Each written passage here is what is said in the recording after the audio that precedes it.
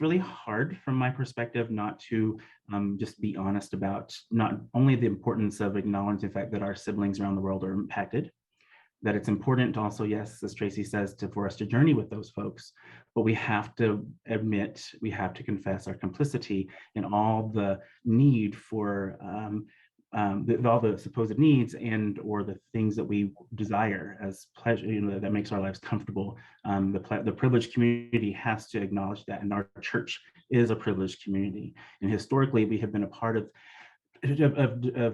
making sure that we've done a good job of, harming Mother Earth. We just have. One of the things that I'm always aware of is when I'm in a plane and I'm looking down, out of the window, because I always have to get a window seat, but I'm looking down, I think, oh, I'm going to see some beautiful landscape, and I do.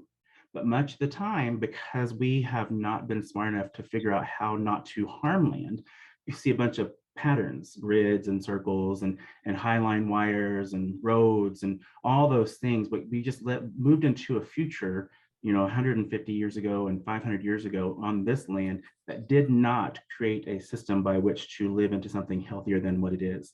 It's just not healthy. One of the ways in which we can do better is to acknowledge also our complicity in how Native people, Indigenous peoples have been impacted and affected. I just think about all the time, every time that I go to a presentation like this and I say, we have to center Indigenous wisdom and we have to center Indigenous peoples in this movement.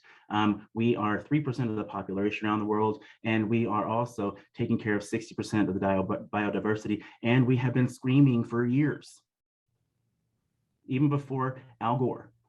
Years before Al Gore and others, saying we have to do better. This is not working out, right? And so, and something terrible is coming. Now something terrible is here, and we're responding. Okay, fine. But I just think about all the systematic things that the federal government did to Indigenous peoples, and I think about all the loss. So one would be Indian boarding schools in the United States, Indian residential schools, and for First Nations people or First Peoples in Canada, and all the wisdom.